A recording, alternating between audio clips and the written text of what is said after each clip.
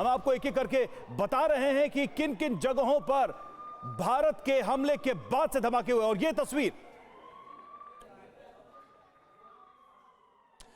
तस्वीरें इस वक्त हम आपको दिखा रहे हैं जो पाकिस्तान की तरफ से मिसाइल अटैक किया गया या फिर भारत की तरफ से जो रिटेलिएशन किया गया है। इस वक्त एलओसी पर भारी फायरिंग तो भारत ने, और ये तस्वीर जो करुणा हम दिखा रहे हैं, भारत ने हमले में पाकिस्तानी पोस्ट को कैसे ध्वस्त किया उसकी ये तस्वीर है। भारतीय सेना ने पाक पोस्ट को उड़ा दिया है। ये देखिए कैसे ये पाकिस्तान का पोस्ट धुआं धुआं हो गया भारत के इस हमले में। तो लगातार भारत की तरफ से पाकिस्तान के हर हमले का जवाब दिया जा रहा है। आपको बता दें कि बॉर्डर के उस पार से भी लगातार घाटी में हैवी शेलिंग की जा रही है, गोलाबारी की जा रही है, पाकिस्तान की तरफ से हमले किए जा रहे हैं। इन्हीं पोस्ट की आड़ में ये हमले किए जा रहे हैं। भारतीय सेना ऐसे पोस्ट को टारगेट कर रही है, हिट कर रही है और उनको खत्म कर रही है। तो ये जो करुणा हम दिखा रहे हैं तस्वीर, ये पाकिस्तान का पोस्ट है जिसको भारतीय सेना ने उड़ा दिया है। और देखिए किस तरह से इसे अंजाम दिया गया वो भी आप देखिए। ये तस्वीरें आपके सामने है किस तरह से मिसाइल अटैक किया गया है और उसके बाद पाकिस्तानी पोस्ट जो है उसे नस्तनाबूद किया गया, उसे उड़ा दिया गया। और ये तस्वीरें बता रही है कि पाकिस्तान के डीजीआई एसपीआर जो कि फुल डिक्लेरेशन ऑफ वॉर की बात करते हैं, भारत लगातार रिस्ट्रेन होकर तमाम हमलों को अंजाम दे रहा था। लेकिन अब पाकिस्तान की तरफ से जो हमले हो रहे हैं उसका माकूल जवाब पाकिस्तान को मिल रहा है। ये पाकिस्तानी पोस्ट जिसको तबाह किया गया और भारत की तरफ से कैसे इस पूरी कार्रवाई को अंजाम दिया गया, हमले को अंजाम दिया गया, ये इस वक्त आप देख पा रहे हैं। इसके अलावा हमने आपको वो भी तस्वीरें दिखाई कि कैसे पाकिस्तान की तरफ से भी अब हैवी शेलिंग, बड़े गोलों का, बड़ी तोपों का इस्तेमाल पाकिस्तान की तरफ से किया जा रहा है। भारतीय सेना ने पाकिस्तान की पोस्ट को उड़ाया है। हमारे साथ जो हमारे खास मेहमान बने हुए हैं अजय चतुर्वेदी सर, ये तस्वीरें क्या बता रही है?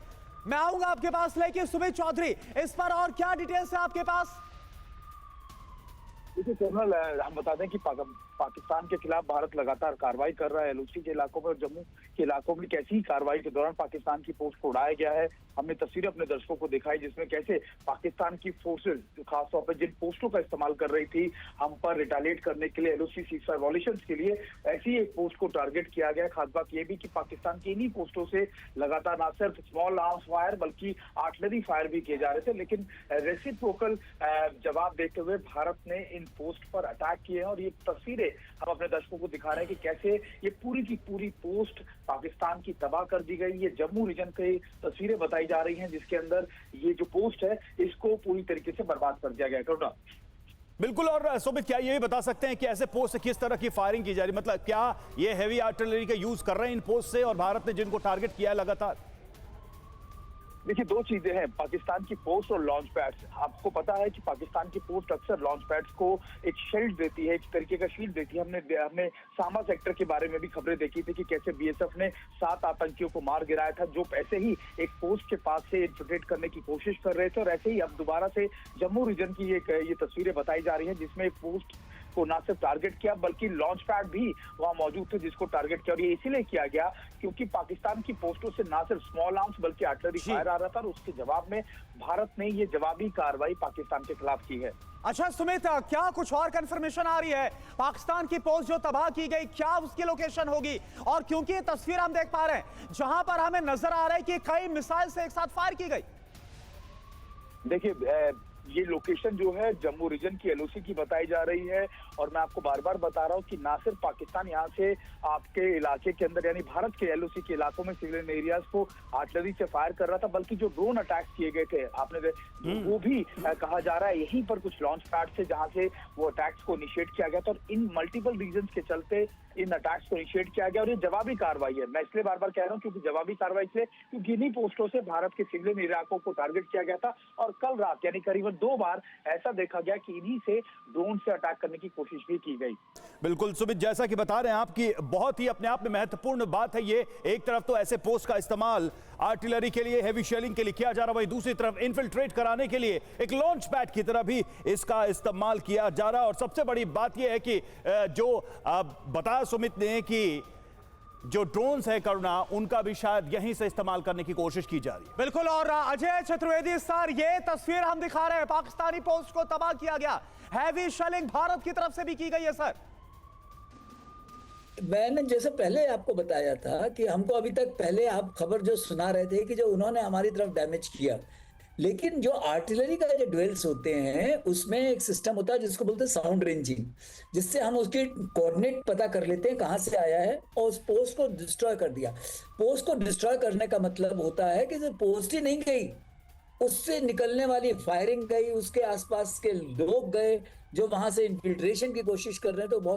तो ये जो है, ये जो पिन पॉइंट टारगेटिंग है, ये बहुत ही अच्छा तरकीब है और ये इंडियन आर्टिलरी बहुत अच्छे ढंग से इस्तेमाल कर रही है कि जो उधर से इन्फिल्ट्रेशन का चांसेस है वो कम होंगे, वहां से जो फायरिंग होगी वो कम होगी और वहां से जो वो ऑब्जर्वेशन की कोशिश करेंगे वो कम होगी। जो आपने ड्रोन का बताया, तो आपको मैं बताना चाहूंगा कि पिछले कुछ दिनों में हमारी वैसे ड्रोन जो है रडार पे बहुत छोटा सिग्नेचर देता है, लेकिन हमने कुछ दिनों में ऐसी कैपेबिलिटी, जो हमारा जो आकाश तीर सिस्टम है, एडी सिस्टम, इसमें जिसको कहा जाए कि 1 किलोमीटर से लेके 400 किलोमीटर तक का सभी कुछ हम देख सकते हैं।